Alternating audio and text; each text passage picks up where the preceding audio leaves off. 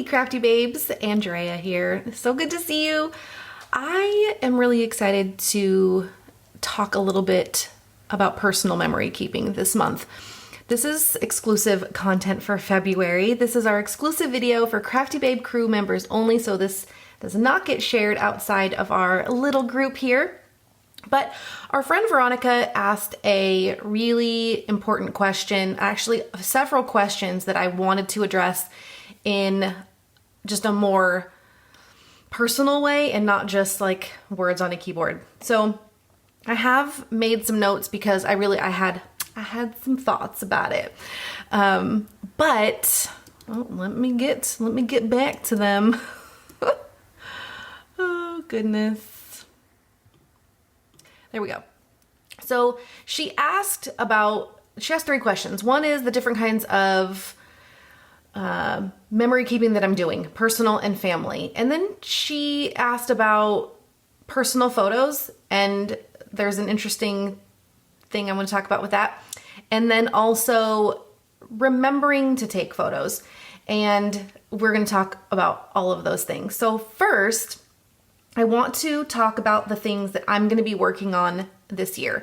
In 2021, I have decided to really simplify my memory keeping. I am doing one faith project, which is scripture memorization, but it's really just scripture writing. And I'm using a 1 Canoe 2 planner. We're going to fight with the sunlight here for a little bit, so forgive me if some things are extra sunny. It's either we have this kind of light or like not a lot of light. So it'll get better. Maybe or maybe not. This is a 1 Canoe 2 planner.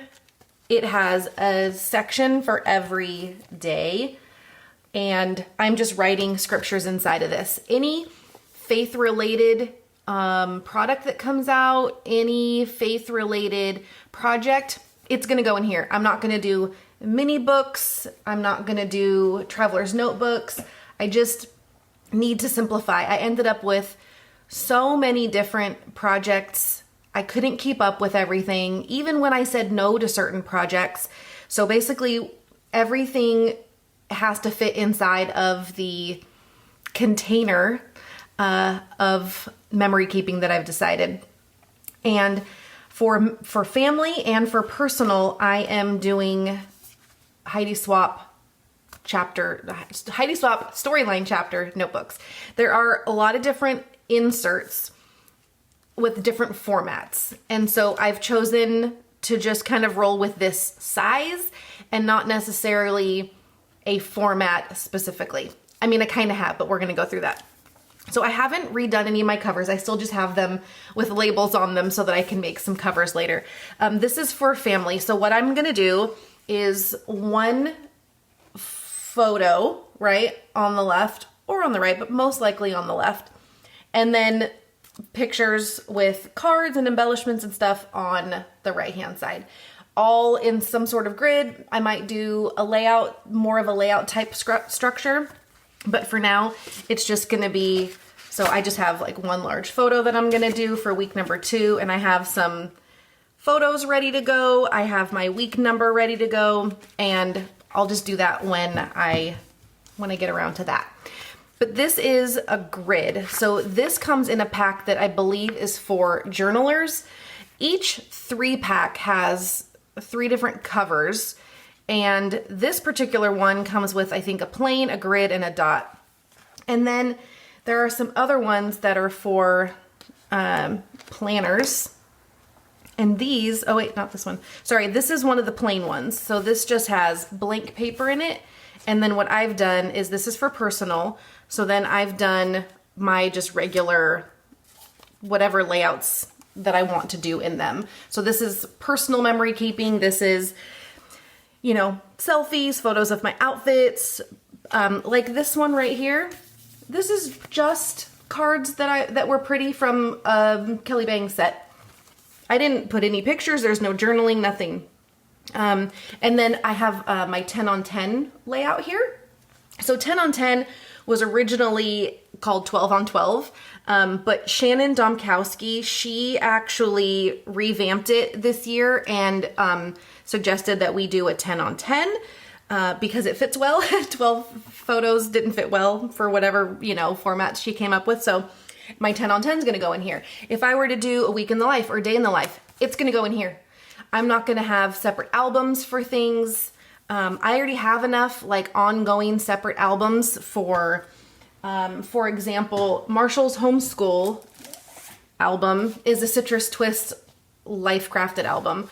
And it was originally going to be for his first year, but we just didn't get a lot done picture-wise. So I have photos and I have scrapbook things, but I think it's just going to be until it gets full. So it's just going to be ongoing. I just don't want to have to manipulate my photos into different sizes all the time. And, oh, is this getting printed as a 3x4 because it's going in pockets? Or is this getting printed in a 2x2 or a small format because it's going somewhere else? It was becoming just a little too cumbersome for me. Now, what I did last year was two different styles for my family memory keeping. One of them are these 8.5 by 11 weekly, like kind of planner pages that I designed. So they have the weekdays across the top, and then there's just even like a grid basically, but it's like calendar boxes. And so I was doing this all the way through maybe the summer. Yeah, I think it was the summer. So around, and then I switched to, I kept the same size, but I was getting a little bored of that format. So I switched to this 1 box per day, which is the same format as the faith notebook that I'm using, my scripture notebook. But this gave me a lot more room because I just don't have a lot of pictures right now. I don't have enough pictures to warrant any kind of, you know, anything more significant than this. But then I felt like that was just getting a little bit too big. And so in the summertime, I don't have that album with me, but for the summer specifically, because I knew we were all still home, I knew that I was gonna have a lot less travel and we weren't doing a whole lot. So I used a Life Crafted album from Citrus Twist, and I just made a summer album, and just anything, pictures that were summer related, I just used that Traveler's Notebook size. Then once I was done with that, this is why I'm simplifying things this year. When I was done with that, I decided I was going to do the Heidi swap, but I did them in the planner horizontal. So basically it's just the days are across this way, and it's kind of like you just collage it all together. My photos, you know, are bigger than the squares, which is totally fine because then they kind of overlap and it looks really cool. But, you know, this also became sort of frustrating for me to constantly find, it's not super my style. I really tried to do like the messy grid kind of thing, and that doesn't work. So for me, I ended up kind of just going back to something like this. Even though it was on the calendar, I decided to just get through the rest of the year, and this is kind of how I'm ending the year with this format so that I could start. And I was just basically testing it out so that I could see if this is a format that I liked going forward for 2021. And, oh, I forgot to glue that down. And I clearly forgot to write on it, but so I love this size. It feels like a traveler's notebook without it getting too bulky. They don't put a ton of paper in here, so that really doesn't get so chunky that it starts to warp the pages.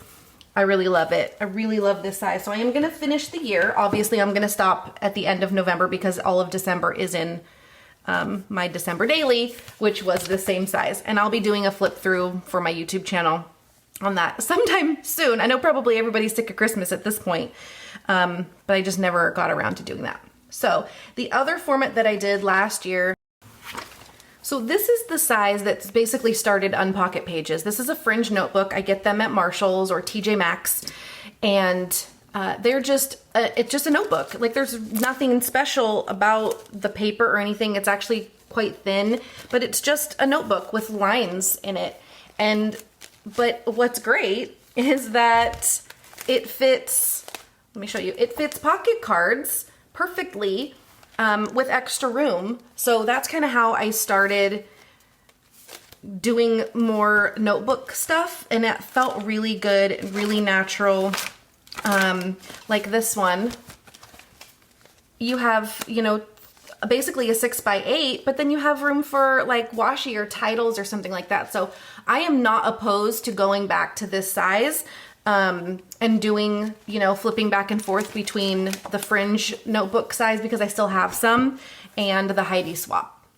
I love them both. I love them both equally, but that is what I'm using. I'm not using any pockets. I'm not using any albums. I am like straight up notebook girl this year. So those are my formats for the year. Her other question with regards to my personal memory keeping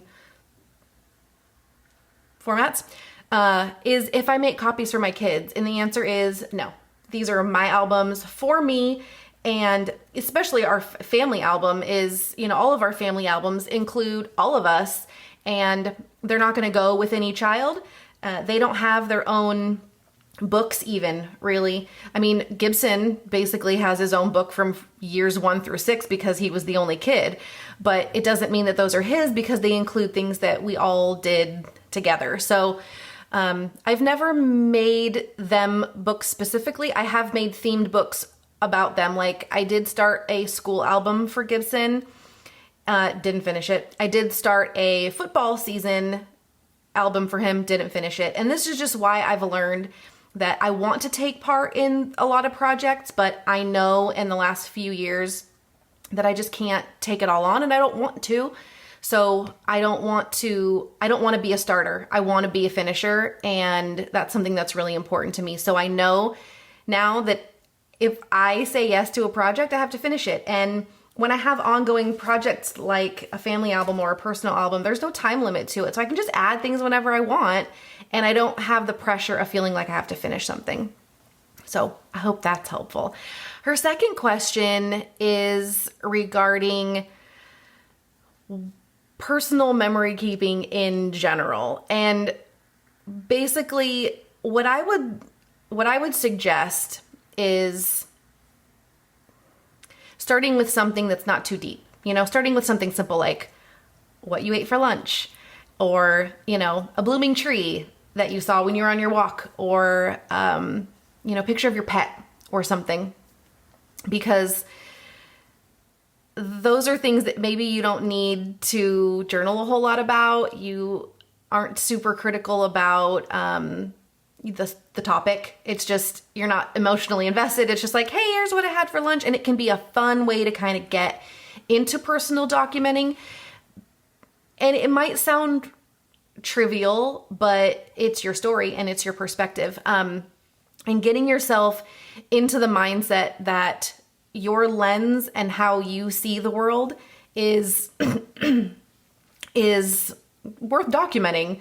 It really truly is. Now, we're tasked with telling the stories of our family members. I totally get that. But it's still always from our perspective, unless we have them journal, unless we have them take the photos. But still, it's our version of their story. And so it's always still our perspective. And, you know, they're going to have their own memories of these same things. So why wouldn't we think, if it's important enough to document the things that they're doing, why isn't it as important for us to document what we're doing? It is not vain. It is not selfish. It is the only opportunity for you to tell your own story, because who else is going to do it? I mean, yes, we tell the stories of our families, but who's going to tell ours? Because we're the ones living it, and they're not the memory keepers. Your grandkids may not be memory keepers. And even if they were, it would still always be their perspective. Now, if your kids turn out to be documenters and memory keepers, then they go on to leave a legacy of memories and things that that are from their perspective, which is fantastic. But again, your perspective is yours and it is only yours. It belongs to you and it needs to be told. That is, I will evangelize about this forever. Like, you need to tell your stories. And now that leads us into her sub question of this question is that she's very critical about her photos. And I think that in some form or fashion, we are all critical of something about ourselves. And it's very natural. But I think we need to let go of what we think our photos should look like. What am I trying to say? Being critical to the point where you see your flaws, you see the mistakes and how you can improve, like that is awesome. We all need to improve on something, even the things that we feel that we're really good at. And learning is very important. And as memory keepers, we kind of take on the role as photographer also, and it's a skill you have to learn. So I think you should start, and this is to everyone, this is not directed specifically to Veronica, but ask yourself why you don't like your photos. Are they too dark? Is the quality not good? Do you need to upgrade your camera or your phone so that you can, take better photos that you're more proud of? Do you need to watch some YouTube videos on composition or framing? Do you just think they don't look good, but they do? Figure out what it is you don't like about your photos. I have something I want to share with you.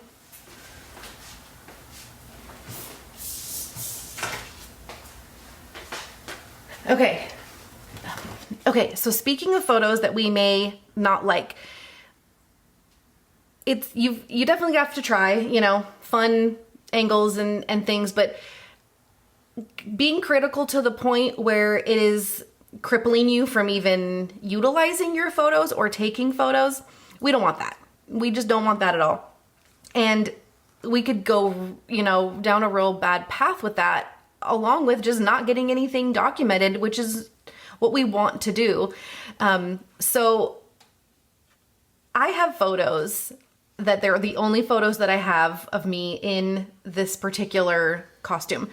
I was in high school in my junior year. We had what was called American Studies, and that was when your English class and your history class moved along the same timeline as far as American history. So if you were learning about the 20s and the Depression and the Prohibition in history, you were reading The Great Gatsby. You were reading a book from that time period that, coincided with that time frame. So also in American Studies, we had parties. We got to do things for those eras. So in the 20s, we had a Great Gatsby party, and I got to dress up like a flapper. And it was like the best thing ever. I even wore a holster and a gun on my hip because that was allowed. Not a real gun, but like a toy gun. That was when that was allowed at school. We're talking about the late 90s. But my mom took pictures of me in the morning before I went to school. So this is one photo. So this is a photo of me playing up the character, okay, great. This is what I had. I didn't have a picture of my shoes, which were cute little saddle shoes. And then this is the only other photo I have of me. And it is very typical of me to close my eyes when a photo is taken. It happens 70% of the time when someone takes a photo of me. I would rather have this photo than not have a photo at all. So think about that when you think, I'm not even going to take this photo because I don't think it's going to turn out right. Or I'm not going to print this photo because it's kind of blurry, or they're looking away, or their eyes are closed. I am so glad I have this. I am so glad I have this photo. Am I going to share it? I've never scrapbooked it because it's embarrassing to me. It always has been because I know that this could have been a great picture. And back then they were digital, but these were they? Because the little digital date on there, I don't remember, but I just don't think my mom looked or cared. So just keep that in mind when you take a picture of your kid or you take a picture of something and that's all you have. it's better than nothing. So embrace the fact that you are taking photos. Now, speaking of taking photos and remembering and how you can get yourself into that mode of like thinking that, oh, I should take a picture of that. Oh, I should take a picture of that, instead of thinking so much, oh, I wish I should have taken a picture of that.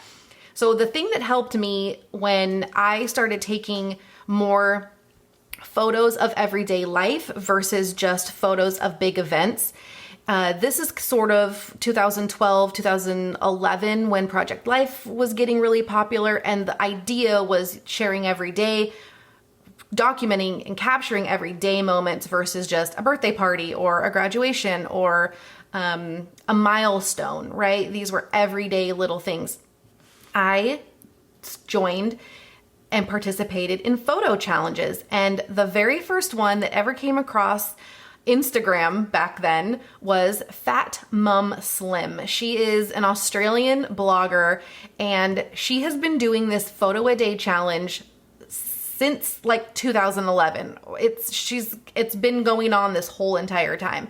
But I participated in that probably for a good year, 2 years, and it got me thinking. It retrained me to say, oh, if the prompt today is green, I'm gonna have an idea of all day, what could I take a picture of that's green?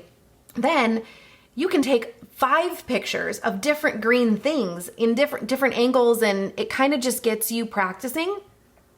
And that was so helpful in getting just my brain to start thinking about the way that I see things, and what I see can be captured. It doesn't have to only live in here. Cause this is jumbled and full and like out of space. So I am so glad that this is, as much as I love the 50s and the 20s, I'm so glad I live in a digital age where I can take photos of everything that I see. And because it really helps me remember. I've been going back through old photos as I'm documenting or organizing my old hard drives and just labeling them and making sure that I know what years are on which ones. And I've been going through old photos, and it is really interesting. The photos that I was taking when I was doing these challenges, I feel like are so much more creative than any photos that I'm taking now, which is crazy. Although it makes a lot of sense because I'm out of practice. I'm out of practice in a way where, sure, I know how to take a good photo, but I'm not taking good photos. I'm being lazy, to be honest, but that's what 2020 gave us, was like not a lot of photo opportunities. And so I can use that as an excuse, or I could get back into one of these challenges, maybe, a photo a week or something. Cause I know for me, if something's daily, it is very hard for me to commit to it, just because, I don't know, a lot of reasons, but that is always a good place to start, is let someone provide a prompt for you and then you go shoot that. You'll find that you will really, it'll become very fun and interesting to take if you know that you're going to take a picture of a bottle of nail polish, well, you get up high, you get up low, you go to the side, you hold it, you put it on something. There's just, get creative. And then maybe you'll start liking your photos, you'll start scrapbooking them, and you'll look at all this. We'll solve the world. Solve the world's problems. But I do think that is definitely a place to start. The other suggestion I have is if you follow Heba from My Little Journal, she actually is doing a photos of me, or I forget the name of the prompt, or the name of the project that she's doing, but it's prompts. And she's given you prompts, and her and Shannon Pages are the ones who I'm seeing the most, and just seeing their layouts a lot. Their prompts are really fun, and you can take a picture and then you can scrap about it. So I think definitely give her give her a follow if you don't already. Heba from My Little Journal. She has a YouTube channel, and of course she's on Instagram. So that is basically, those are my tips for you. So I don't know that I have any more thoughts. I feel like I've talked a lot at you. But to me, personal memory keeping is it's my favorite part of memory keeping. More now because my kids are older. I don't have photos of them and what they're doing every day. They're off at work, they're playing video games, they're asking me for a snack. Like what, you know, they're not in activities right now. There's just, so for me, as they've gotten older, I have filled in those gaps with my own stories because I'm doing my own things and I want to document those. I want to play with pretty paper, and even if there's no journaling, like I've got, like, look at this. Well, let me see. That has journaling. There was something on here that didn't even have journaling. I was like, you know what? It doesn't even matter. Look right here. I just wanted to document my 3 kinds of tools that I'm using. My Crafty stack, my tech stack, and my analog stack. There's no journaling, but I had so much fun with this, and I just love the colors. And that was a page that is in the middle of being done that's now fallen all over my lap. Like the whole thing. I totally forgot that was in there. All right, so, well, that's not going to end up on the blooper reel because it's just here. Anywho, I think that is it. Those are my thoughts. So happy February. I hope that you enjoy this video. I hope that you have been inspired to start scrapbooking about yourself, because we're important. We're important too, and you're important. So I will see you guys soon, and I'll be back. I don't know. When are we gonna be back for another video? Next month. March, sometime in March, we'll have another topic. So you guys keep posting all your fun things in the group. I love seeing when you guys are using the magazine. I love just when you're sharing what you've been creating, and keep it up. I'll talk to you guys soon. Bye.